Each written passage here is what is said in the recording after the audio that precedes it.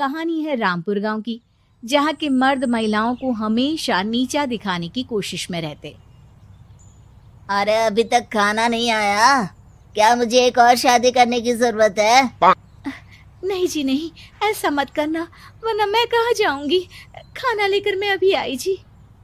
गांव की पंचायत में भी फैसले हमेशा औरतों के खिलाफ ही रहते। मैं जो फैसला सुनाता हूँ वो भगवान की आज्ञा होती है। इस लड़के ने अपने मन से शादी करके अच्छा नहीं किया।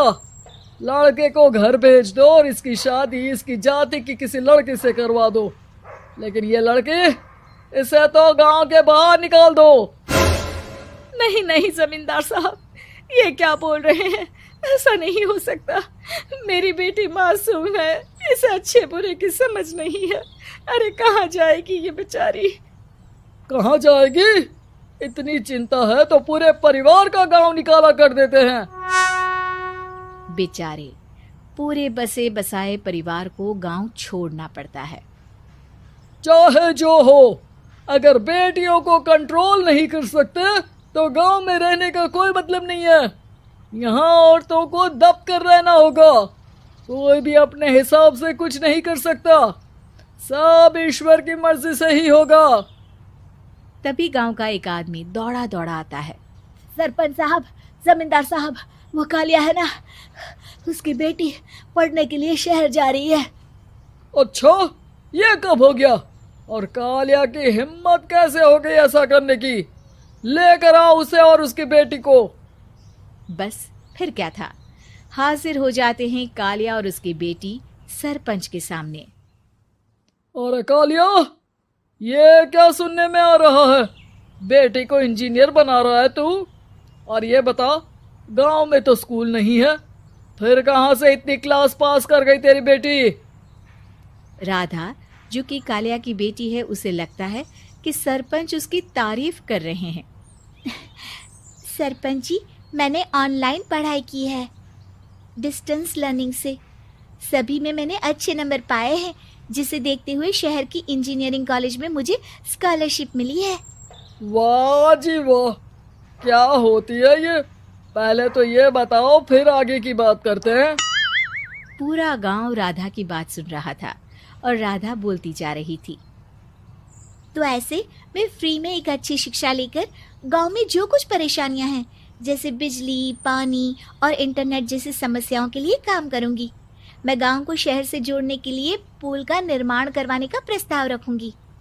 मुझे पूरी उम्मीद है कि जल्द ही हमारा गांव भी तरक्की की राह पर चल पड़ेगा।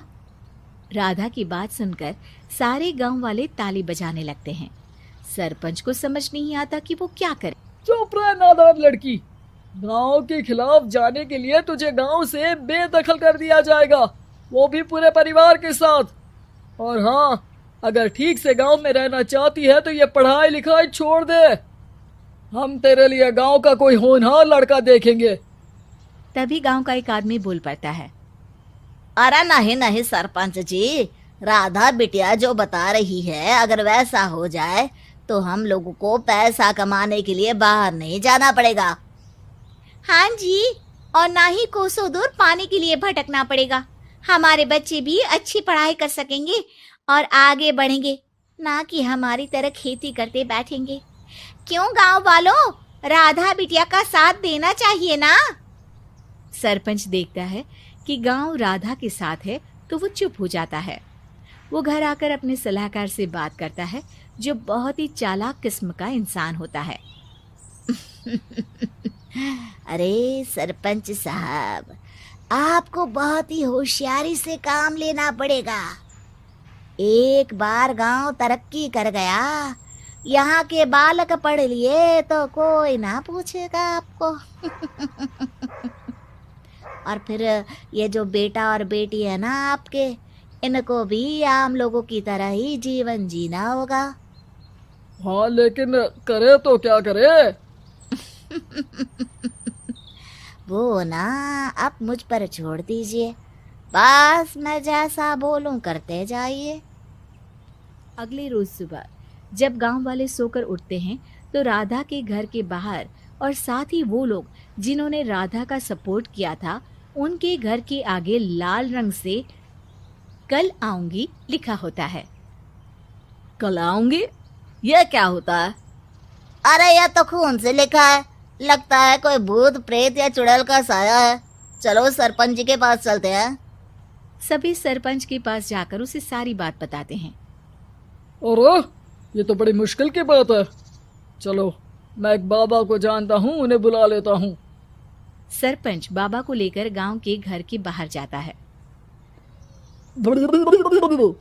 ओहो, तो ये वो चुड़ैल है जो उन लोगों को निशाना बनाते हैं जो गांव को बदलने का सपना देखते हैं। वो गांव को ऐसे ही संपन्न देखना चाहती है। वो नहीं चाहती कि कोई बाहरी यहाँ का कायाकल्प करे। क्या तुम लोगों में से किसी ने गांव को बदलने की सोच रखी है? तभी राधा की माँ रोते रोते आती है। मेरी राधा घर से गायब हो गई है। अरे कोई तो बचाओ, मेरी बच्ची कहाँ गई?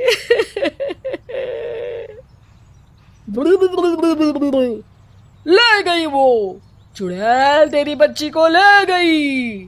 अब वो उसे श्रापित करके छोड़ेगी, उस पर चुड़ैल का साया हो जाएगा। तभी बुरी सी हालत में राधा भी वहां आ जाती है।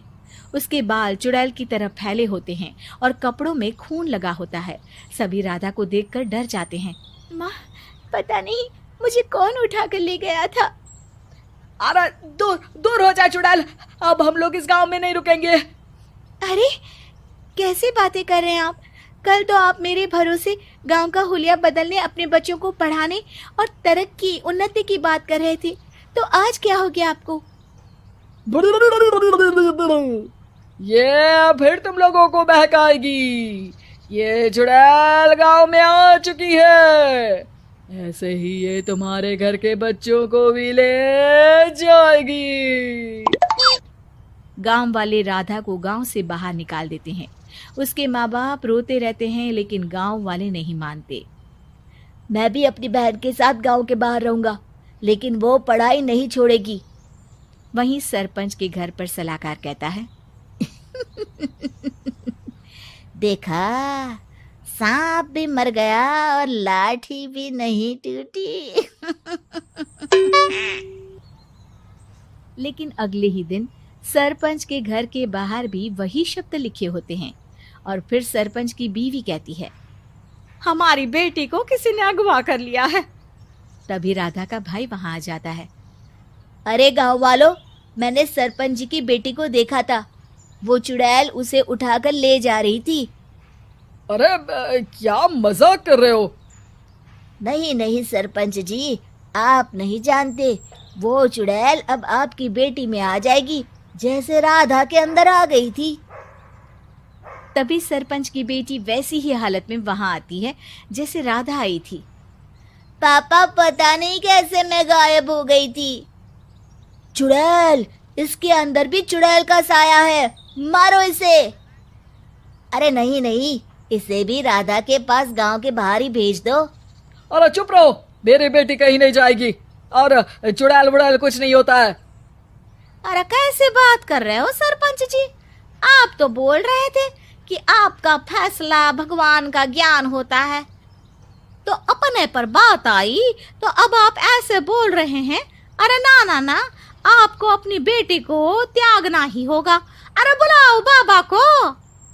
राधा का भाई बाबा को ले आता है, जिसे अब गांव वालों के डर के कारण सच बोलना पड़ता है। मैं कोई बाबा नहीं हूँ, मैं तो मोची था। ये सलाहकार महोदय ने मुझे कहा था एक्टिंग करने को। अब वो मुझे पैसे देने वाले हैं। अब मुझे माफ कर दो। गलती हो गई, मुझे माफ कर दो। तभी वहां राधा आ जाती है। देखा सरपंच जी, जब गांव के बच्चे साक्षर होंगे तो आप जैसे लोगों की चालाकी नहीं चलेगी।